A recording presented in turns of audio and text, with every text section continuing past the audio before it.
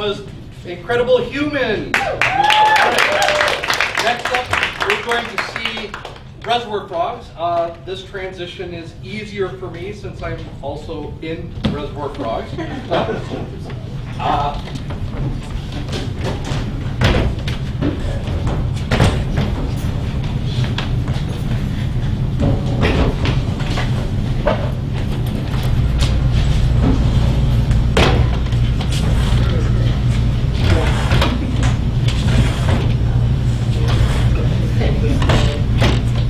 All right, thank you. We are Reservoir Frogs. We're going to tell you a tale of low morals but high ambitions. And to get us started, we listened very carefully to the story that Robin told us, and we pulled three things from that. The first item that we pulled was probably something that you could lose in a poker game. Fur coat. A fur coat. And the second thing would be a location in which two people could meet one another. Dining room. A dining room. And finally would be a relationship that two people could have with one another. Director, stage manager. Director, stage manager. So we have a fur coat, director and stage manager, and a dining room. Thank you. We're the Reservoir Frogs. Ow!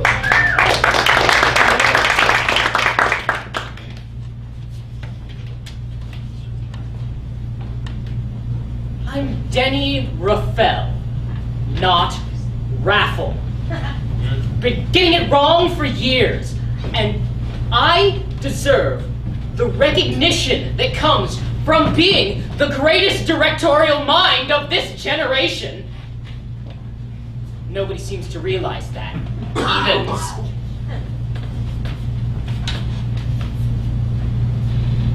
Helena, Georgia.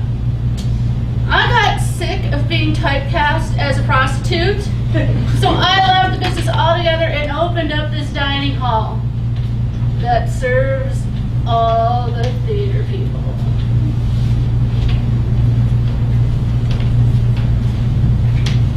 I am Gil Gerard. No, not that one. Well, maybe y'all don't know who Gil Gerard is, but it doesn't matter because I'm not that one. But I'm the stage manager here. I hate Denny. I'm actually looking to take his spot. I think I could direct better than him, but nobody seems to want to give me a shot as a 70-year-old stage manager. Anyway, I'm Gil Gerard. Denny Raffel. My name's going to be in lights. Helena, Georgia.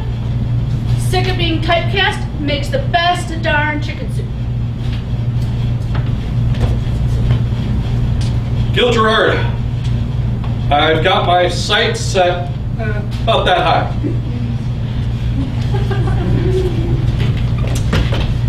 Yeah, Gil and Denny. You know, they're both annoying as heck to serve. I mean, yappity yap yap yap. If one's not talking my ear off about the other one's talking my ear off about that one. I mean, talk about rivalry, talk about hate, but they're nice as punch to each other's faces. To the outside world, yeah, they look like best of friends, but let me tell you, they would throw a soup noodle at each other to hope it burns. Because they want to scar the other's face. I don't get it. No, I'm glad you came to meet me. I've been trying to get more press, you see. Yes, no, this this diner. It is a favorite amongst the people at the wheel. That's colloquially what we call the theater. The wheel. Yes, it used to be an actual wheelhouse. Yeah, that's what he keeps telling everybody, that it's called the wheel. Back in my day, it was the Conestoga, but not the wheel. I don't know how it got shortened. That's a weird kind of an abbreviation. for like a giant wagon with a big cover that went out on the Oregon Trail, where lots of people died of diarrhea and, that sort of thing. But Yeah, talking about the history of diarrhea in Oregon Trail is not good for business. But I've tried to tell Danny to stop calling it the wheel as well. People think of the Wheel of Fortune. They're just not. They're very nice gentlemen individually. Denny and Gil each sometimes can catch a twinkle in my eye. So I could consider them a friend. she said, "What about me?" Oh, wow. I always did kind of fancy Penny. Not quite sure where it could go. I mean, I'm probably only 20. Oh, Helena, yes, she is a sweetheart and makes a mean soup.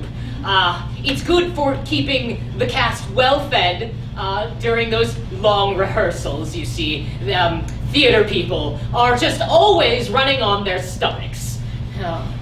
I've had to buy bulk soup to keep them here. I can't actually afford to pay stipends, but all of the money you see for the budget, my next show, went to hiring a cow. They're very expensive, and I refuse to compromise on artistic integrity. Yeah, that cow was a fucking nightmare.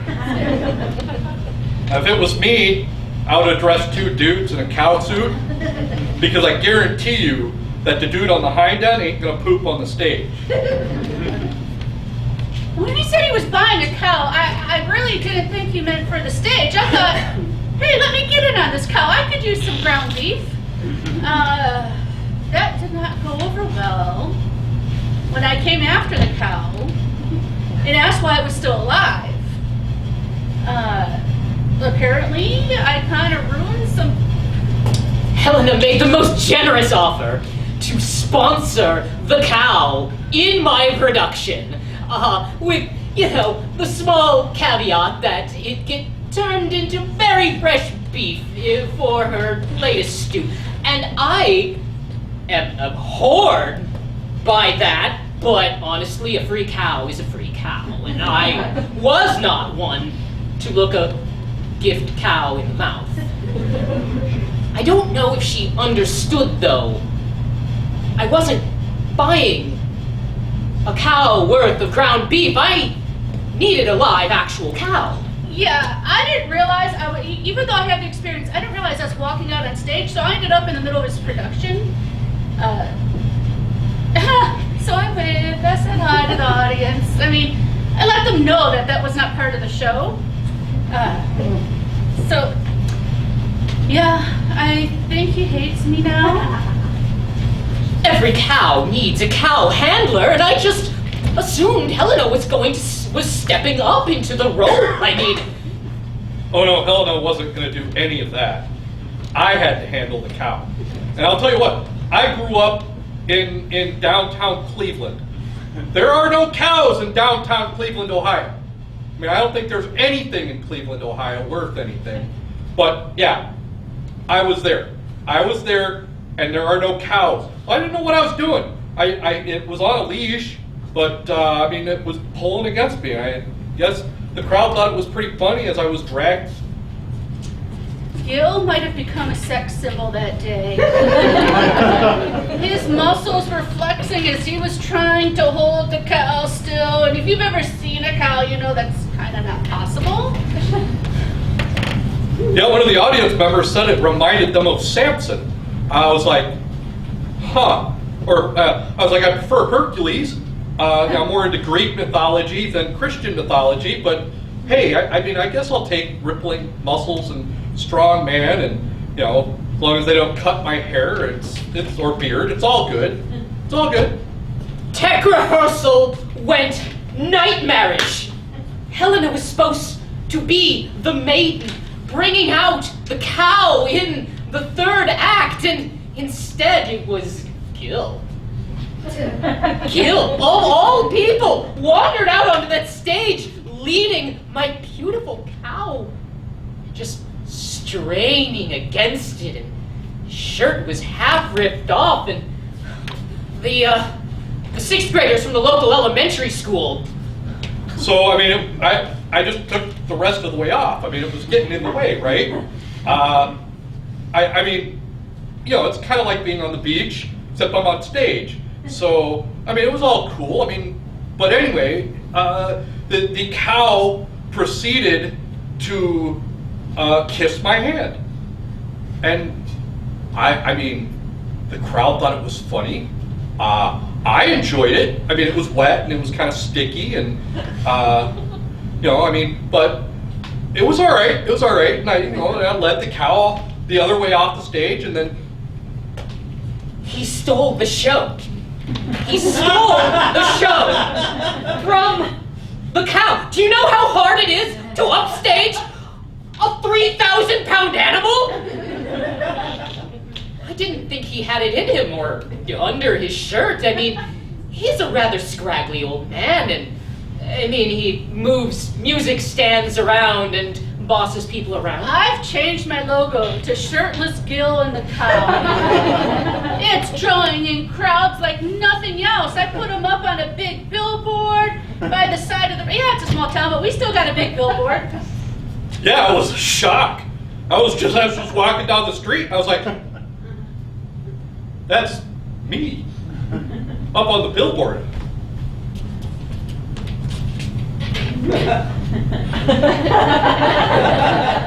People just stop and stare. So I walk out there with my soup. I mean, I am known for soup. I do make other things, of course, sandwiches and stew and roasts. But now, people love the cow. They love Gil, and they don't want me to kill the cow. We have to find something to do about that.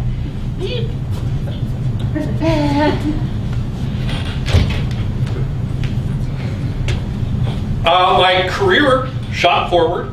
I mean, interestingly enough, Campbell's called me up, and pretty soon the billboard had me holding an open can in my hand with a spoon and a big old smile, shirtless, of course. I don't know what that has to do with selling soup, but there you have it. Yes, I'm real sad. Gil's headed off to New York City. I mean, he's still going to be here like another week or so.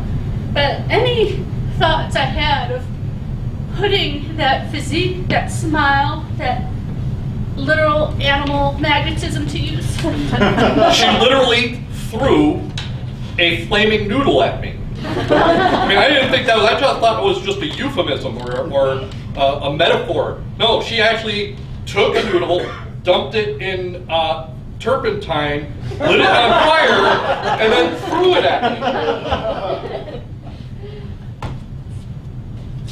Do you see this headline? Do you see Wheelhouse, Flaming Noodles, stage manager getting promotion deals with Campbell's? No, nobody is talking about a streetcar named Murray. I have been writing this show, directing this show, and all I've got is a shirtless Gil just plastered over the billing. I did feel kind of bad that I stole his thunder.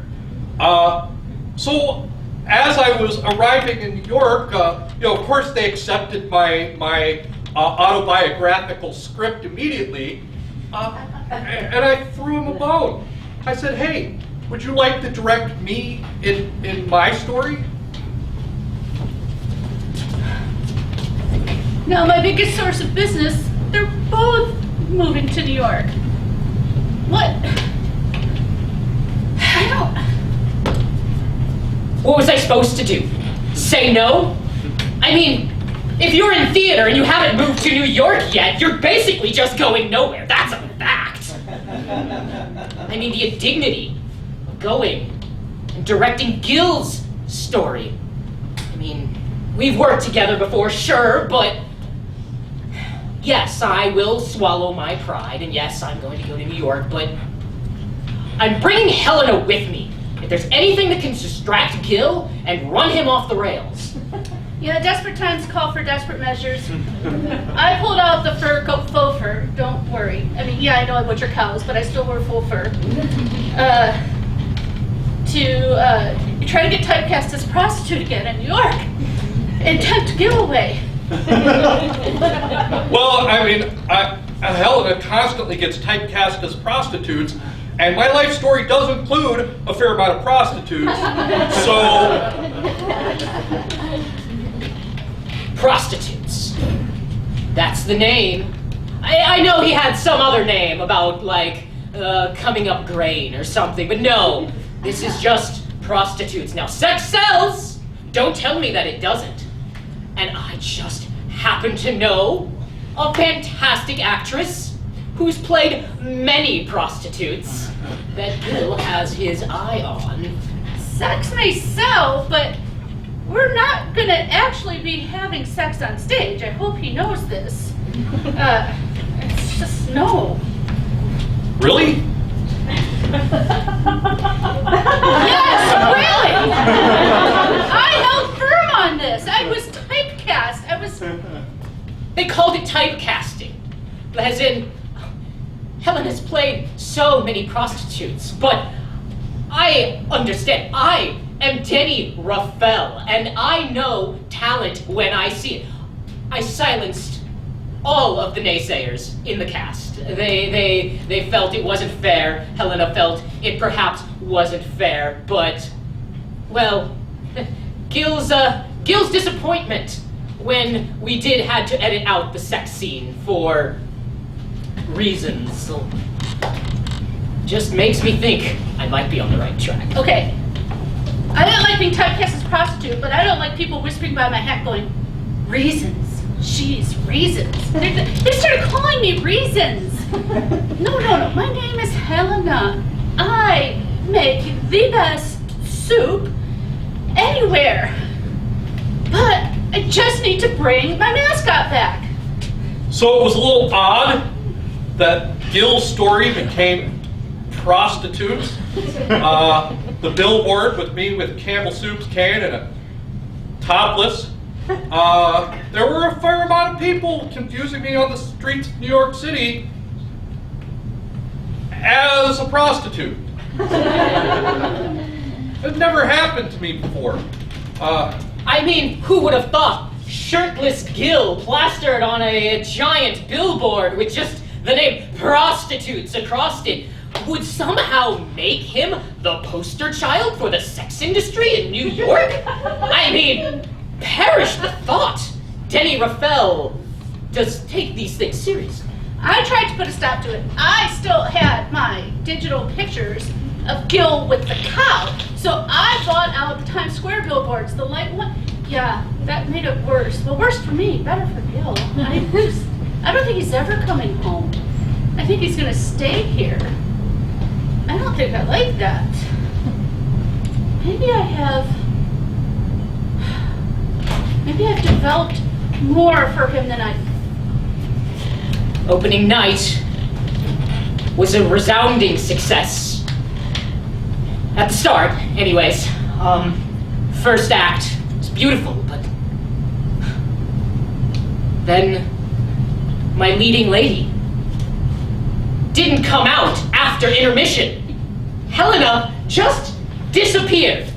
I mean, I had to throw on a fur coat and step into the role, which I'm just... You gotta do what you gotta do as a director. And the audience laughed. I think they thought it was a comedy, but Gil was mortified. I was mad. I mean, I thought that if I portrayed my on-stage love for the prostitute with gravitas and meaning and true emotion, that Helena would finally see me for the real love interest that I possibly would be for her. But Yeah, I snuck out without telling anybody. Became very conflict averse in the moment. I thought they might convince me to stay, but I had written a long letter to Gil explaining that I was confused by my thoughts and feelings and I had to go home and regroup. And just New York really wasn't for me. It wasn't just the typecasting that is the reason I left the business. I actually really love cooking. And a small town diner, a middle town diner, a diner anywhere. I just love cooking diner food. But diners are a dime a dozen here. I gotta stand out somewhere else, so. The theater owners were furious that you have botched opening night in such a spectacular way. I told them it was all just a misunderstanding, and that I never meant to actually chase away one of my actors. I've got to get her to come back. I've got to get her to come back. If she doesn't come back, Gil might not go on tomorrow night, and if Gil doesn't go on, oh God. I had contemplated not going on. I read the letter, and I don't know. But I mean, it was my show. It was my story. And maybe my loss and my sadness and my disappointment at losing her would bring something to the story that to actually make me an exciting person, to make me seem more than just a stage manager trying to be a sex symbol. So Denny tracked me down. He promised me 3 cows. And some help to stand out more in the diner business. If I would just come on one more night in that fur coat, I would be able to see Gil again then. Anyway, I don't know. It's so confusing. I think I'm going to go back. I mean, you got to take that chance at love when you get it right. I can't turn. She did. She came back and she played out the rest of the run, and it was glorious. But by the end, I realized we had grown in 2 different directions. I was growing to become a symbol in the industry, on my way to becoming a Tony Award-winning actor. You know, well, in my new dream anyway, and she was moving on to a diner in the small town.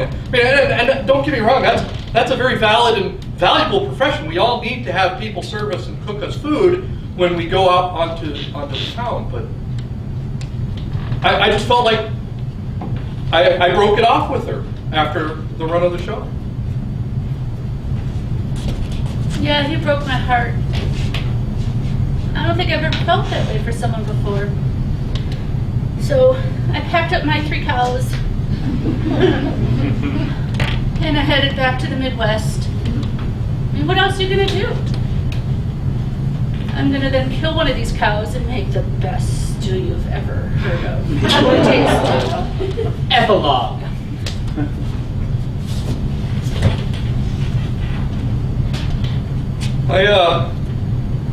I found my fame and came that close to tasting my goal before health caught up to me. It's interesting, the stress and the rigorous daily grind of being an actor in New York City, and the toll that it takes on your body and your life and your health.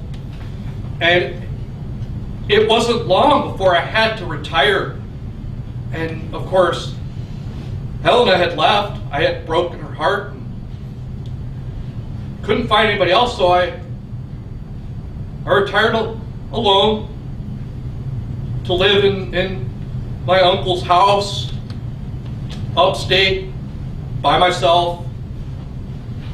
I mean, Bessie was in the field, but it's not really much of a companion. I mean, it was a great run, but I guess I'm just a flash in the pan. Do you have any idea how hard it is to procure 3 bovine on short notice? I had to strike a deal with some rather shady characters. They insisted that I pay them back in triplicate. I assumed they meant for the cash value of the cow, but no, they wanted then 9 cows. I couldn't pay them back, obviously. I do not have 9 cows. And they broke my legs. And blacklisted me from theater in New York City forever. So I returned to Cleveland, where Helena was nice enough to offer me a position bussing tables and wheelbacks.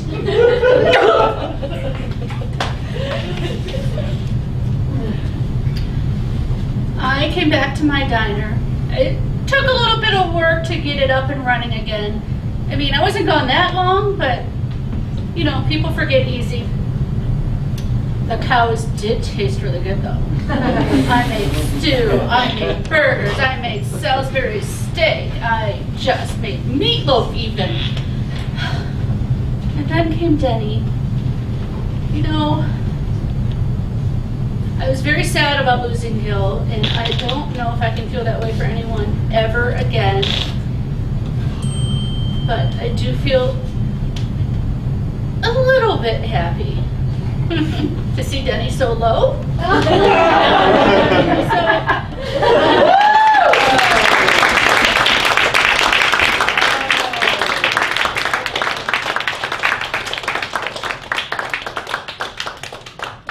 The end. Thank you. I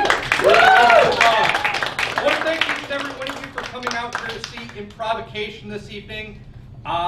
One last order of business. We'd like to ask each of the groups and the storyteller if they have anything that they would like to plug to the rest of the audience. Robin, do you have anything personal or for the Jungle Theater that you would like to plug? Yeah, Jungle doesn't have anything, but there's a show opening at the Guthrie that is amazing storytelling. It's called Viet Gone, and it's about the Vietnam War, but it is a love story, which is such a cooler way to tell that story and the refugee story. So it opens on Friday at the Guthrie. Oh, excellent. Thank you. And Incredible Humans. Is there anything that you would like to plug or have coming in the near future? There's something. If anybody wants to try improv for the first time and they're like intimidated, but there's an opportunity for you just to do it without showing your face. It's audio improv. It's at oozbear.com. And we have jam sessions on Mondays and Saturdays. So that's exciting. And also, if you're interested in sketch comedy writing, scriptcamp.net. You can learn some of the basics of that or any kind of script writing. So just thought I'd share that. Thank you.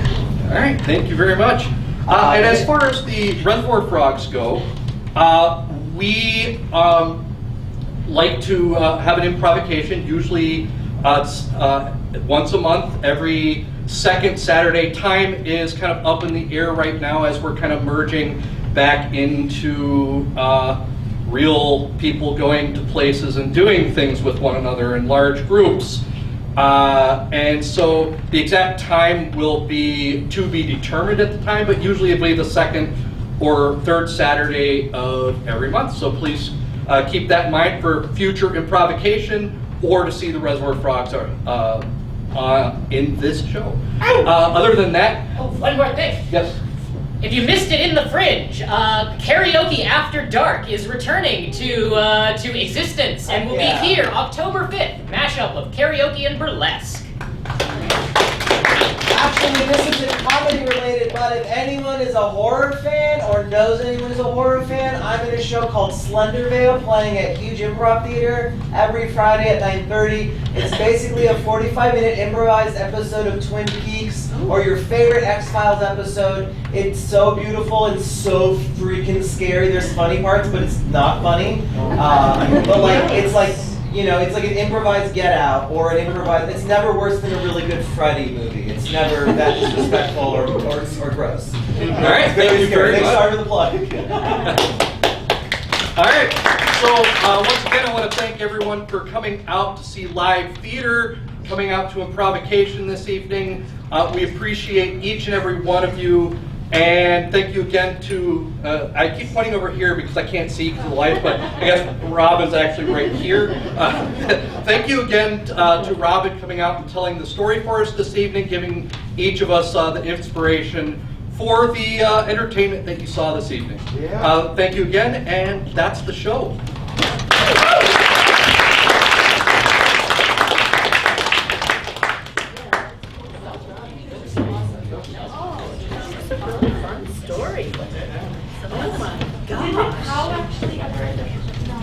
No, it didn't. That was very well behaved. That was like I would like wanted to. Yes. Very well behaved. The cow behaved.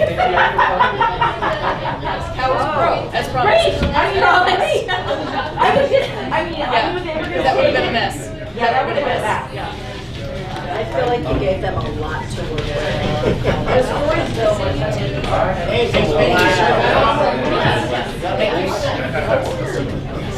I hope you liked what we did. That was Thanks, that was interesting. I just kind of just went with the flow, and when people cleared out, I'm like, okay, I'll clear out. Nice job, you guys. Oh, yes, sir. All of you at home. So good. it's a show about breaking. Very well, I just want to put my bags. It's a show about crushing people's dreams. Yeah, and literally. That's. Whoops.